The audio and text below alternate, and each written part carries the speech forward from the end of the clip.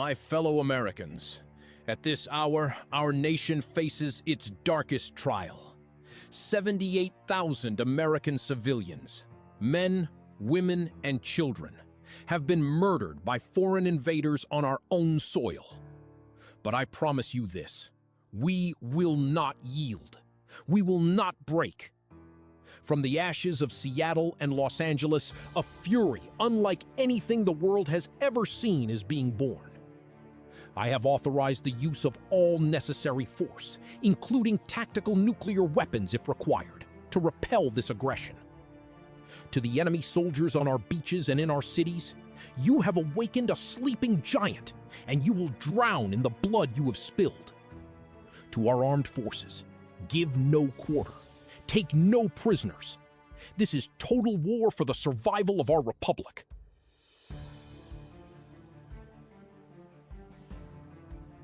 That was the President speaking from the secure location at Mount Weather. We now go to Sergeant First Class Marcus Webb of the 75th Ranger Regiment, currently engaged in defensive operations outside Boise. We're holding the line at the Snake River, but just barely. The Chinese armor is better than intel suggested.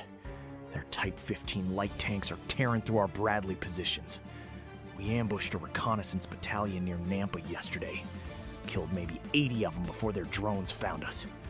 They don't take prisoners, so we don't either. I watched a Chinese officer execute a wounded private from the Idaho National Guard after he tried to surrender. He nailed that officer to a tree with a 50 cal as a message. This isn't warfare. This is butchery. We're answering in kind. Reports from the Florida front indicate a different situation. We have Corporal Elena Vasquez of the 3rd Infantry Division near Orlando. The Cubans hit us hard at first. Came ashore near Miami Beach and Fort Lauderdale with Russian Wagner mercenaries backing them up. They captured Homestead Air Reserve Base in the first wave. But we were ready. The Florida National Guard and Marine units from Camp Lejeune that got redeployed have been hitting them with everything we have. We just retook Daytona Beach yesterday. The Cuban regulars are poorly equipped and demoralized. We're stacking their bodies 10 high on A1A. The Russian mercenaries are tougher. They're fighting to the death. But we're pushing them back into the sea. Florida will hold. Meanwhile, the southern border has become a battlefield. We go to Lieutenant Colonel James Morrison of the Texas National Guard, stationed near El Paso. The cartels came across in force at Juarez, backed by Chinese Special Operations advisors and drone swarms. Los Zetas, Jalisco New Generation, they're not trafficking drugs anymore, they're acting as shock troops for Beijing. They hit El Paso hard, then tried to push for Alamordo to seize White Sands. We stopped them at Las Cruces. Texas and New Mexico civilians have formed militia units alongside us. Every rancher from here to San Antonio is armed and fighting. We estimate 3,000 cartel fighters killed in the past 48 hours, but they're still coming. The Chinese are using them as cannon fodder to test our defenses before they commit their own regular forces.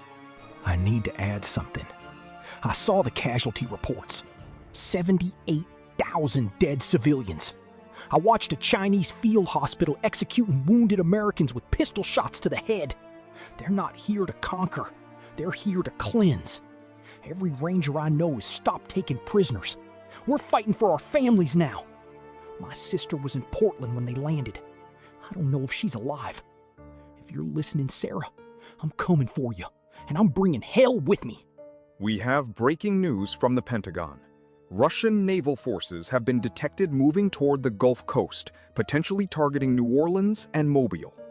All Gulf Coast residents are advised to evacuate immediately. The 101st Airborne is being deployed to establish defensive positions along the Mississippi River. This is no longer a West Coast crisis. This is a war for the continent. May God have mercy on us all.